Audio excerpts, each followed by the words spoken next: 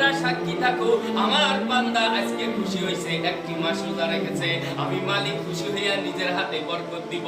আল্লাযিনা জাহাদু ফিনা লানাহদিয়ান্নাহুম সুবুলানা ওয়া ইন্নাল্লাহা লামাল মুহসিনিন। আমি মালিক কোরআন করে বান্দাকে দেব, বান্দা খুশি হয়ে যাবে। যে সমস্ত বান্দা বান্দিরা সারা দিন কষ্ট করে রোজা রেখে রাতে উঠিয়া আবার ইশারের সময় তারাবি নামাজ আদায় করে রাতে 2টা 2:30টার সময় উঠিয়া রান্না করে, আমি মালিককে খুশি করার জন্য বান্দা বান্দি তুমি করেছো, রাত্রি উঠে সেহরি খাইছো, রাত্রি উঠে তুমি রান্না করেছো, রাতে যখন রান্না করেছো আমি মালিকের কথা তোমার মনে পড়ে গেছিল, আর আমি মালিক ফেরেশতাদেরকে ঘোষণা করেছি যে বান্দা বান্দি কষ্ট করে আমার বান্দাকে খুশি করার জন্য ওই বান্দিরা রাতে 2টার সময় উঠিয়া রান্না করে, আর এই বান্দাগুলো খায়, সকলে মিলে খায়, খুশি থাকে। আমি মালিককে খুশি করার জন্য রোজা রেখেছে, আমি মালিককে খুশি করার জন্য আমার বান্দা তারাবি করেছে, আমার বান্দা রাত্রে সেহরি খাইছে, আমার বান্দা মানুষকে দান করেছে, আমি মালিক খুশি হইলাম।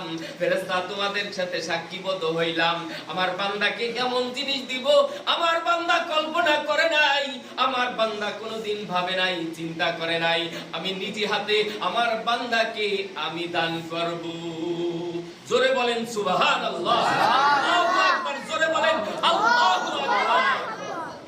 যদি যারা কষ্ট করে রোজা রেখেছেন মালিকের সন্তুষ্ট করার জন্য, আহাল্লা হালালাহু ওয়া হারামা হারামাহু আদখালাহুল্লাহুল জান্নাহ।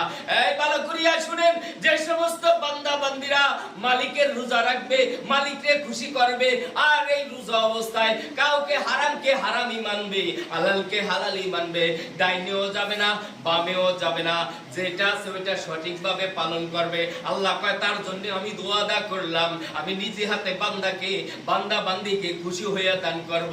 দানিও যায় নাই, বাইও যায় নাই, আমি যেটা বলেছি আমার বান্দা ওইটাই করেছে।